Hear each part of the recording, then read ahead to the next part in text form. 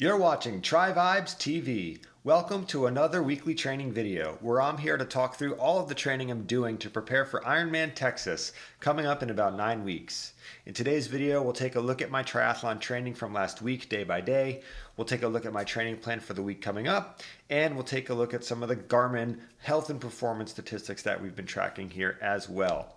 Before I dive into last week's training, I want to give a quick shout out and a huge thank you to my sponsor, the Powerhouse Patriots Foundation.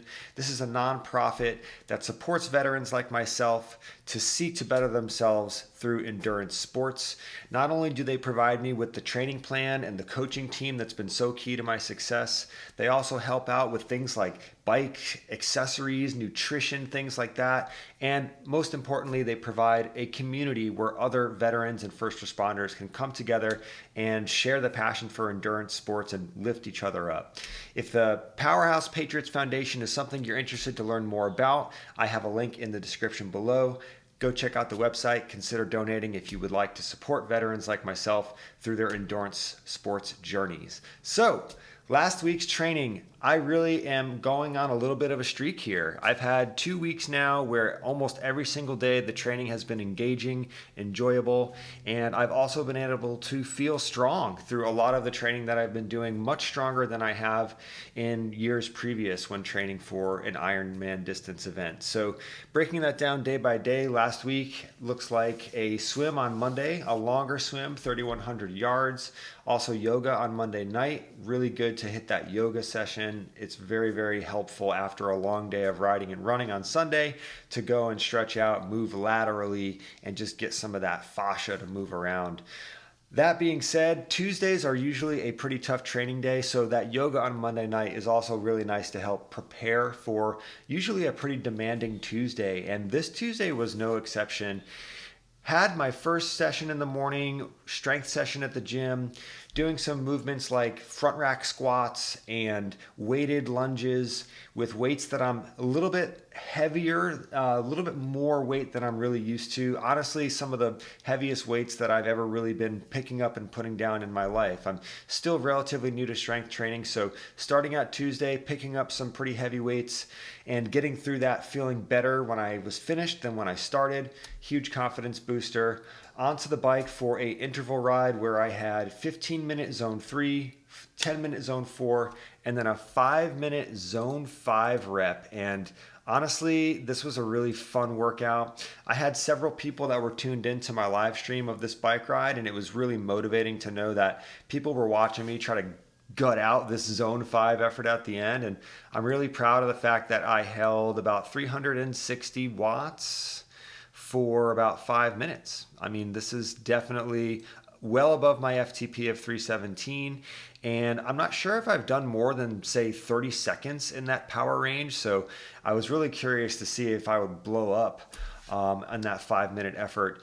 I didn't quite blow up, but clearly my heart rate shot up. I mean, during the zone 4 interval, it got up to around 175 by the end of 10 minutes at 315 watts. When I jumped up to this 360 target, you can see my heart rate quickly spikes up, goes up towards my threshold, up over 180, getting way up there. Didn't quite get to max, but definitely a tough ride after some strength training. And then off the bike, 2-mile run, and I just did my best to try to maintain my form. This was not necessarily a quick run. It was really just a solid effort off of a hard strength workout, hard interval ride, and I'm definitely happy with the way that I felt on that run. And the pace was fantastic considering I'm trying to target sub 9-minute miles. So really good training day on Tuesday. On to Wednesday. I had a interval run 3 by 7 minute at marathon pace. For me, marathon pace was, going based on feel. I was running around let's see here. There we are. 747, 738, 740. And that felt pretty good as well. Good interval run on Wednesday, getting my pace up about a minute and a half faster than my easy pace runs. And that felt good. Those 7-minute reps felt really good. I ended up doing 3x1 mile because it was taking me roughly 7.5 minutes. And I had a really short strength training session that I did on Wednesday as well. Moving on to Thursday, strength session in the morning and then a easy bike, 90-minute easy ride on Thursday. That was pretty enjoyable. And Friday had a 2,100 yard swim. And overall, last week, during the week, felt pretty good. On to the long workouts over the weekend. On Saturday, I did 11 miles. I had some new shoes that I had just purchased, so it was a little risky to do 11 miles and brand new shoes, but ended up working out pretty good, and I think I'm going to keep the shoes. Average pace was a little bit quicker than some of my more previous, like let's see, this 14 mile last week, 8:52 pace, and then this 11 mile 8:18. So like 30 seconds faster per mile. I think it was kind of like the new shoe effect. I was kind of excited to be running in new shoes, and my heart rate was under control, so I allowed that pace to slip a little bit faster.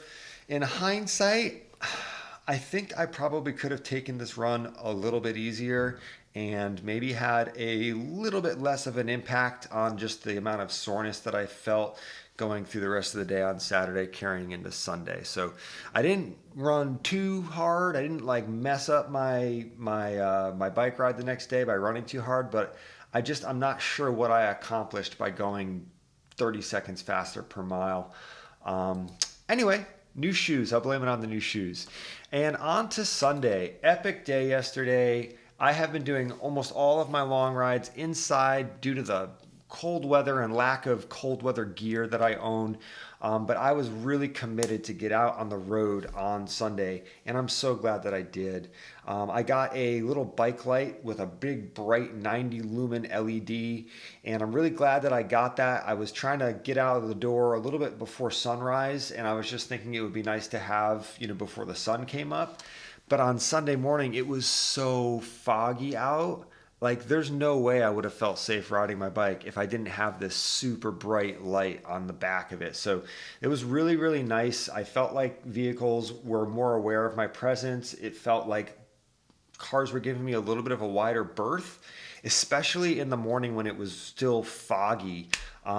The number of cars I had pass me sort of unsafely, so to speak, was just a handful. Most people were being super gracious. And I have to think that big flashing light had a lot to do with that. So the fog ended up making the first hour of the ride even easier than I had planned. Like, I planned on trying to take the first hour easy. However, I spent a lot of time. I wasn't really comfortable. The visibility was bad.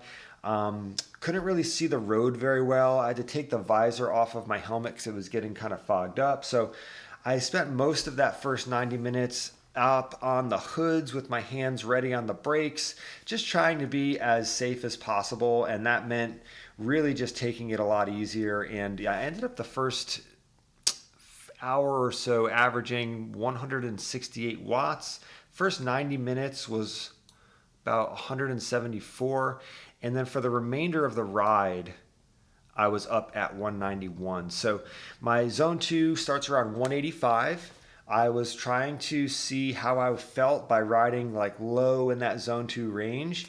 And the combination of taking the first hour very easy due to the fog, and then also being a little bit reserved on that second hour, that third hour, just trying to basically keep myself under control, it resulted in the last hour feeling fantastic. Like, I cannot think of another bike ride that I've done where I felt as good as I did past the 3-hour mark. And that's so important for what I'm trying to accomplish, right? Like, I need to be ready to ride 112 miles comfortably. And I am pretty sure I can say that I rode 80 miles comfortably yesterday. Average heart rate was 134, which is well below my zone 2. Average cadence was 85, and my average speed was roughly 19 miles an hour. Obviously not as fast as I might want to go on race day, but effort-wise, I think this is where I'd like to be, because I was able to get off my bike, get onto the run, and have a pretty decent 3-mile run. I was actually shocked at the average pace for this 3 miles. I was thinking I'd be somewhere around 9:20, 9:15. But pretty quickly after I got started, my body just sort of settled in. And yeah, the beginning was a little bit slower, but yeah, right around like the 5 or 6, 7 minute mark, I just started feeling super good at 8:20 per mile. And the fact that I had just rode 80 miles, I was very excited to be out there feeling as good as I did. And I think that I can take what I learned from this 80-mile ride and use it to make the training rides that I have to do that are going to be a little bit longer. I think I can go into those training rides feeling a little bit more confident. The final thing that I'll say about the why I think yesterday's ride went so well, I do believe that I'm feeling the benefits of the strength training that I'm doing. And it's showing up in the form of, 4 hours on the bike is tough on your shoulders, your arms, your neck, upper back, lower back. Just maintaining that position for so long has been something that traditionally I've struggled with. Anything beyond 50 or 60 miles or so, I feel like that part of my body kind of starts to fall apart. Things stop working and other things start working harder to overcompensate. Neck strain, shoulder discomfort, all of these things I'm pretty familiar with when it comes to longer bike rides. Yesterday, and to a lesser extent, the training rides that I've been doing indoors, those are kind of brutal. Like it's hard. I think it's harder to feel good indoors for these long rides.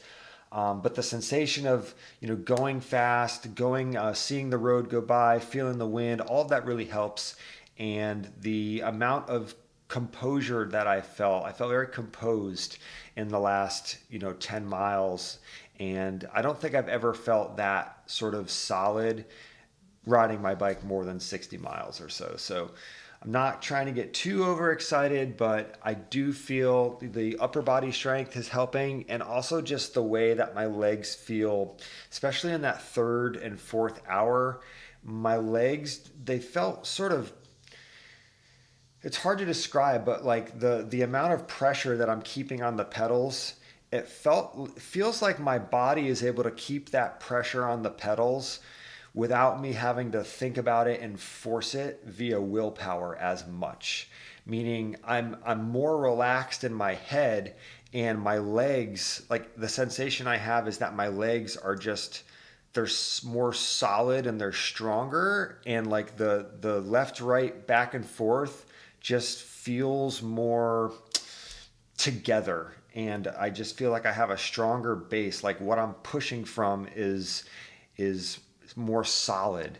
And that could maybe be due to, I've also gained some weight. So this could just be the sensation of riding 25, 30 pounds heavier than I'm used to. So yeah, I think that I could probably keep talking about this, but I think that's probably a good amount for this week's video, just to sum up, the benefits I'm feeling from strength training.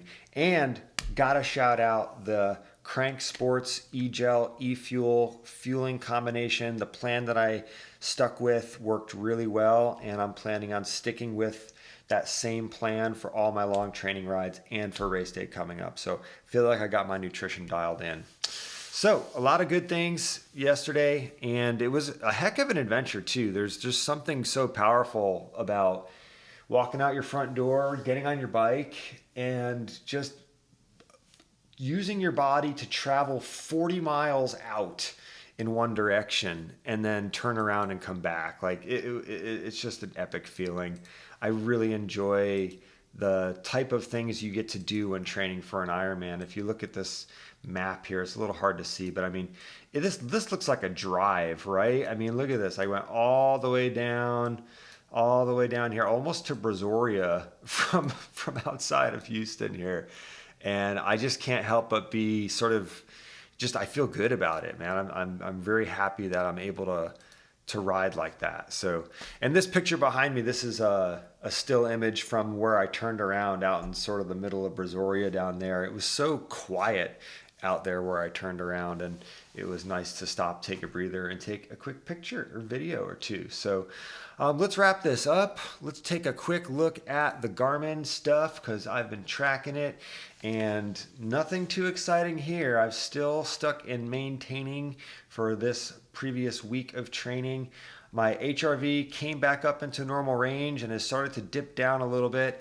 I blame last night's HRV dipping down based on watched the Super Bowl, had a few drinks, stayed up kind of late, ate dessert at like 9 p.m., stuff I don't normally do, combined with 80 miles on the bike, 3 miles of running. My body was pretty, it needed some really good sleep, and I sort of denied it that by drinking and eating dessert and staying up late. But it was the Super Bowl, I mean, what are you gonna do? You gotta watch the Super Bowl, right? Anyway, that is it for this week. And as you can see, I'm trying to, have a training and life balance where I can still sort of enjoy things while getting all this training done. In the past, I think I've been a little bit too strict about making sure every single thing I do every day is optimized for training success. And honestly, I've been feeling better and better as I've been getting stronger. And I think I've been putting a little bit less pressure on myself, which has been really helpful too. So that's everything for today. Thank you so much for listening to this training vlog. If you have any questions, feedback, anything like that, I'd love to hear it in the comments. And stay tuned because it's starting to get exciting. Peak training is coming up, and then before you know it, the race is going to be here. So I'm happy to be here, and I'll be back next Monday with another training video. Take care.